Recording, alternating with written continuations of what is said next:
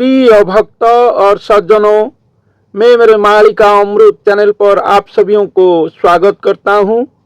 तो सज्जनों, हमारे उड़ीसा की महान संत महापुरुष अच्युतानंद दास जी की अनादि संहिता भविष्य मालिका पुस्तक से आज सुनेंगे क्या लिखा गया है कल्कि अवतार प्रभु जी के बारे में। तो इस पुस्तक में कल्कि भगवान जो धरती पर अवतरण करके आएंगे, प्रभु शिव जी को कैलाश पर्वत पर दर्शन दिए हैं, उनकी जो स्वरूप होगा वो कैसा स्वरूप होगा वास्तव में, तो वहां पर बताया गया है कि स्वयं अनाकार ठाकुर जी श्री गुरु स्वरूप होकर जाकर प्रभु शिव जी को कैलाश पर्वत पर दर्शन देते हैं और दर्शन देकर अंतर्ध्यान होते हैं। उसके बाद और प्रभु शिव जी श्री गुरु स्वरूप में कल्कि भगवान को और कलियुग की अंतिम समय पर भगवान की आखिर और सवाशेष अवतार को दर्शन करके माँ पार्वती को, देवी भवानी और देवी पार्वती को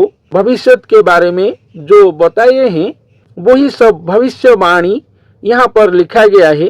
कल्कि भगवान कैसे आएंगे और आकर कैसे भक्त जनों को, जगत जनों को लेकर अपना लीला खड़ा करेंगे, 64 सिद्ध संत जन कैसे जन्म लेंगे और भगवान की धर्म संस्थापना लीला में वो लोग कैसे भाग लेंगे। इसके साथ साथ 33 कोटि देवता गण सहित स्वयं प्रभु विष्णु भी आकर श्री गुरु स्वरूप भगवान की, स्वयं पूर्ण ब्रह्म और स्वयं पूर्ण भगवान की और श्री गुरु स्वरूप की पाद पद्म में वो कैसे सेवा करेंगे। इसके साथ साथ स्वयं प्रभु शिव जी भी माँ पार्वती सहित आकर कैसे यहाँ पर भगवान की और श्री गुरु स्वरूप की निष्काम सेवा करेंगे, उनकी लीला गुण गान करके उनकी भक्त सेवक बनेंगे।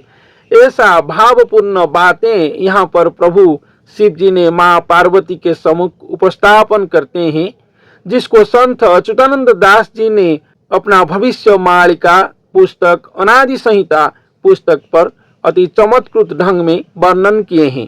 तो सज्जनों, आज हम सुनेंगे कैसे गुरु विजय करेंगे, स्वयं पूर्ण ब्रह्म गुरु स्वरूप होकर विजय करेंगे और वही गुरु स्वरूप को दर्शन करके धरती माँ आनंदित होंगे और उनका विजय होने की खबर ब्रह्मपुर तक कंपन होगा और प्रकंपित होगा।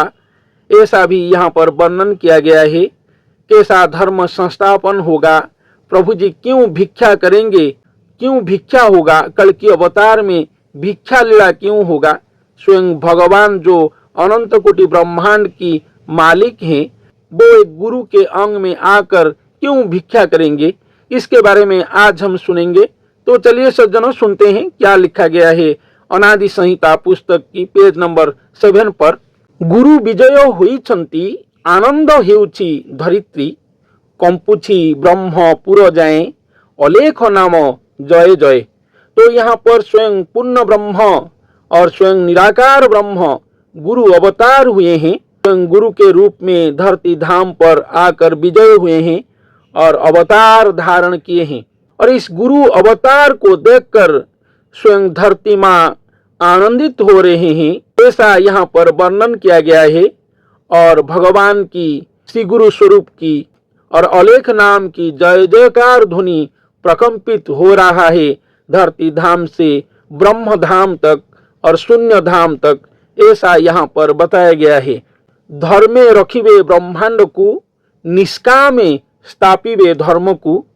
तो भगवान स्वयं निष्काम धर्म को यहाँ पर स्थापन करेंगे। निष्काम धर्म का मतलब यहाँ पर जितने भी जन रहेंगे, कलियुग की समाप्त होने पर सत्ययुग को जितने भी जन जाएंगे, आगे जो धर्म आएगा, जो धर्म संस्थापित होगा धरती धाम पर, वो धर्म संपूर्ण निष्काम धर्म होगा। इसका मतलब ये है कि जितने भी जन जनता रहेंगे, जितने भी भक्त भक्ता रहेंगे, सब प्रभुमय हो जाएंगे और प्रभु की भक्ति करेंगे, प्रभु की गुण गान करेंगे, भगवतमय होगा और गुरुमय होगा समग्र संसार, समग्र मानव सभ्यता।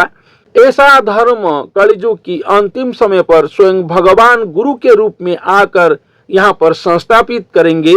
इसीलिए इस धर्म को निष्काम धर्म संस्थापना बोला गया है, जिसको स्वयं भगवान संस्थापित करेंगे और संपादित करेंगे जब स्वयं श्री गुरु स्वरूप में आएंगे धरती धाम पर।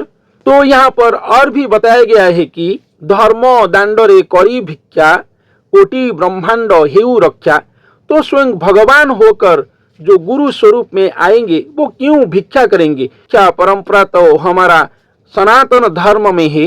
जब प्राचीन परंपरा था, जब गुरुकुल था, गुरु के आश्रम पर स्वयं राजा की पुत्र भी जाकर जब रहता था, गुरु धर्म निभा रहा था, गुरु की पर्ण कुटीराश्रम पर रहकर स्वयं राजा की पुत्र भिक्षा पर जा रहा था, गुरु के लिए भिक्षा ला रहा था, भिक्षा जीवन बिता रहा था, ऐसा कष्टपूर्ण जीवन बिता रहा था स्वयं राजा की संतान भी। ये सब हमारे सनातन धर्म पर है, हमारे धर्म ग्रंथ पर है।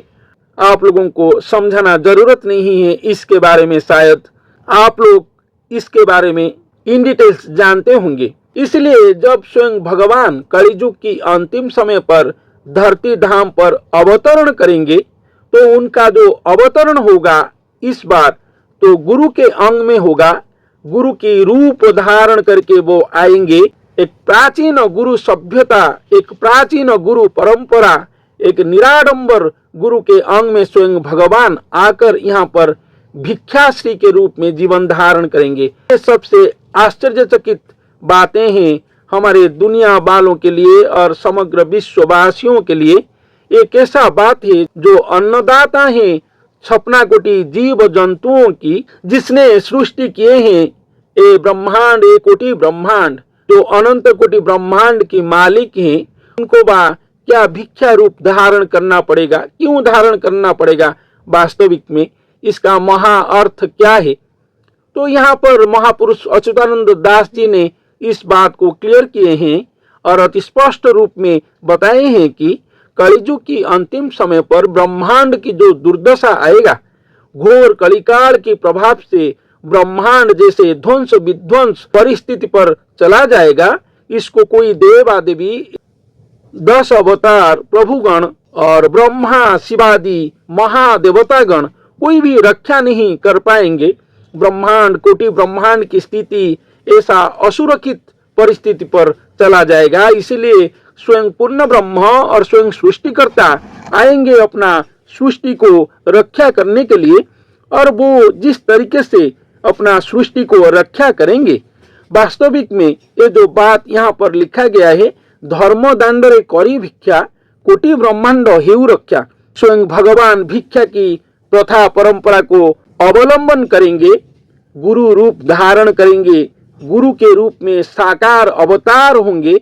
एक गुरु के अंग में निराकार ठाकुर जी साकार अवतार धारण करके गुरु रूप में ही भिक्षा करेंगे। जैसे हमारा सनातन धर्म परंपरा में, प्राचीन परंपरा में ये भिक्षा धर्म रहा था, ऐसे ही एक गुरु बनकर गुरु के वेश में ही स्वयं भगवान यहाँ पर भिक्षा करेंगे और भिक्षा के माध्यम से ही संपूर्ण कलिकाल को ध्वंस विध्वंस करेंगे, समाप्त करेंगे और अपना धर्म को संस्थापना करेंगे, गुरु धर्म को यहाँ पर संस्थापना करेंगे। और सिर्फ इस ब्रह्मांड को नहीं, कोटि ब्रह्मांड को स्वयं भगवान रक्षा करेंगे। धर्म दांड में भिक्षा करके कोटि ब्रह्मांड को रक्षा करेंगे और कोटि ब्रह्मांड को रक्षा करने के लिए ये भिक्षा पंथा स्वयं भगवान भी अपनाएंगे। जैसे हम सनातनियों ने, साधु संतों ने भिक्षा करके जीवन निर्वाह करते हैं, ऐसे ही स्वयं भगवान गुरु अवतार होकर आकर यहाँ पर भिक्षा जीवन यापन करेंगे। लेकिन ये तब तक चलेगा जब तक स्वयं भगवान वो गुरु के अंग में अपना दर्शन लीला नहीं रचते हैं। लेकिन जब वो गुरु के अंग में स्वयं भगवान दर्शन देंगे और वो गुरु विख्यात होंगे भगवान की दर्शन से, तब राजकीय जीवन आएगा गुरु की। गुरु संपूर्ण राजा होंगे और उनकी विलासपूर्ण जीवन यापन होगा धरती धाम पर। जैसे सारा विश्व में भगवान की जितने भी भक्त हैं चारों ओर से आएंगे, आकर वो गुरु को धन धान्य से पूर्ण करेंगे और वो गुरु की पाद पद्म में सर्व भक्तगण, सर्व साधु संत जन, सर्व विश्ववासी संपूर्ण समर्पण करेंगे अपने आप को और शरण जाएंगे, भक्तिपूर्ण भाव में शरण जाएंगे और वो गुरु ही मुक्तिदाता बनेंगे और ईश्वर के रूप में पूजा पाएंगे, क्योंकि वो गुरु ही अपना प्रेम भक्ति पुकार में लाएंगे स्वयं भगवान को और स्वयं निराकार ठाकुर जी को धरती धाम पर। तो निराकार ठाकुर कभी भी नहीं आए थे धरती धाम पर, 4 युग हुआ, 4 युग बीत गया है, लेकिन कभी भी नहीं आए हैं स्वयं पूर्ण ब्रह्म और निराकार ब्रह्म।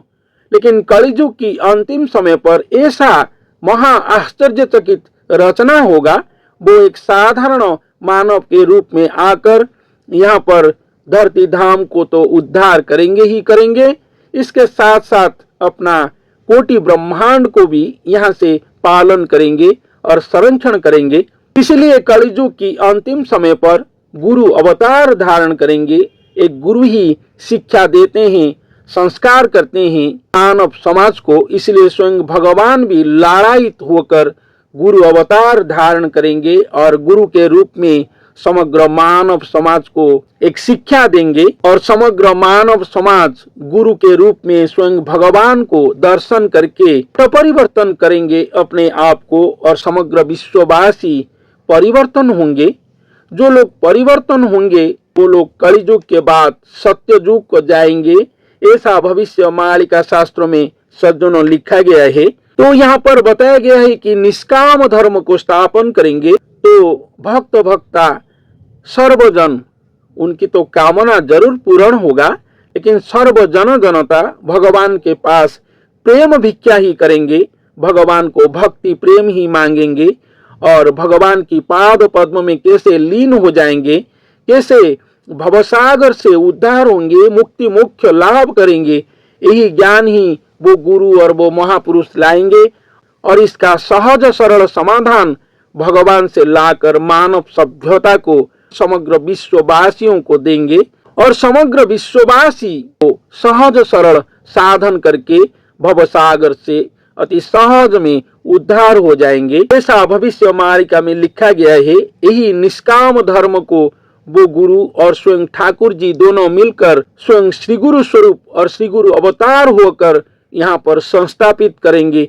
धरती धाम पर, ऐसा यहाँ पर लिखा गया है। तो सज्जनों, यहाँ पर बताया गया है कि गुरु यहाँ पर विजय हैं और अवतार धारण करके समग्र मानव सभ्यता के सामने उपस्थित हुए हैं, लेकिन भगवान उनके अंग में अदृश्य रूप में रहे होंगे, स्वयं भगवान ही उनकी अदृश्य शक्ति होंगे, लेकिन भगवान अदृश्य होकर भी दृश्यमय हैं। जैसे भक्त प्रहलाद की भक्तिपूर्ण महाभक्तिपूर्ण पुकार से स्वयं भगवान एक खम्भ से निकलकर हिरण्यकशिपु राक्षस को मार के अपना नृसिंह अवतार स्वरूप को समग्र विश्ववासियों को दिखाए थे और दर्शन दिए थे। ऐसे ही कल की लीला में होगा, स्वयं भगवान वो महाभक्त के अंग से ही प्रकाश होकर और उदय होकर और आविर्भाव होकर समग्र मानव सभ्यताओं को और समग्र विश्ववासियों को दर्शन देंगे। ऐसा कल की लीलाखड़ा कलियुग की अंतिम समय पर होगा। निष्काम धर्म स्थापन होगा। धर्मदांड पर स्वयं कोटि ब्रह्मांड की मालिक कोटि ब्रह्मांड की रक्षा करने के लिए प्राचीन गुरु परंपरा में विभूषित होकर यहाँ पर भिक्षा करेंगे। भी बताया गया है कि धरित्री माँ आनंदित होंगे स्वयं भगवान को गुरु स्वरूप में लाभ करके। ऐसा यहाँ पर चमत्कृत बातें भविष्य मालिका शास्त्रों में लिखा गया है। तो प्रभु शिव जी देवी पार्वती माँ को ये सब बातें बताते हैं कि देखिए कलियुग में भगवान श्री गुरु स्वरूप में आएंगे और आकर ऐसा लीलाखड़ा करेंगे। तो चलिए सुनते हैं देवी माँ क्या पूछते हैं और प्रभु शिव जी को।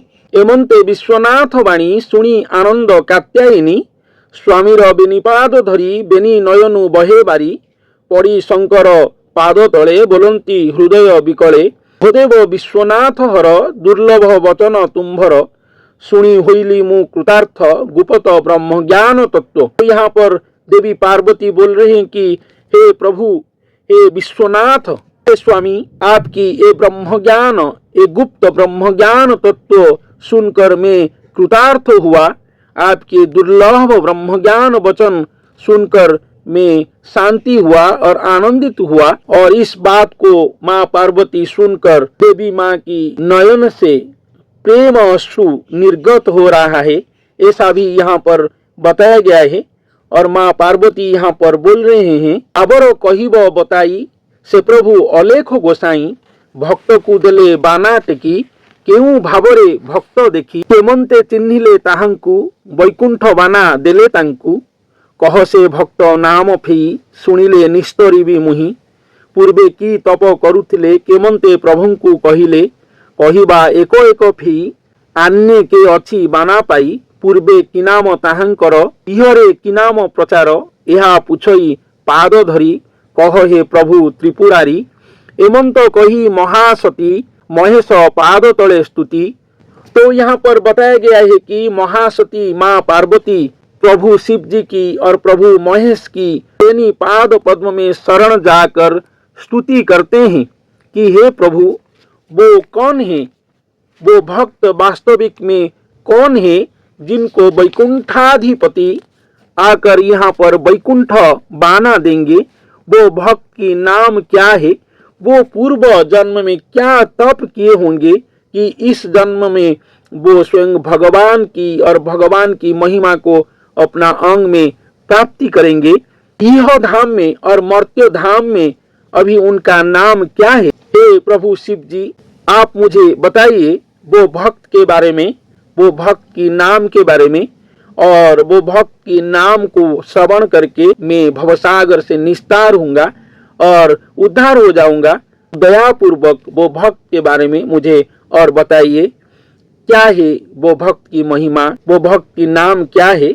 ऐसा माँ पार्वती और देवी महासती प्रभु शिव जी को भक्ति गदगद होकर पूछ रहे हैं। प्रभु शिव जी की बेनी पाद में शरण जाकर भक्तिपूर्ण वचन बोल रहे हैं। प्रभु शिव जी क्या बताते हैं वो भक्त के नाम के बारे में, वो भक्त की नाम क्या है। तो सज्जनों, इसके बारे में हम अगले एपिसोड में सुनेंगे भविष्य मालिका शास्त्रों से। अनादि संहिता पुस्तक की तृतीय अध्याय में लिखा गया है। तो सज्जनों, क्या लिखा गया है आगे सुनेंगे। तो आज के लिए इतना ही। धन्यवाद।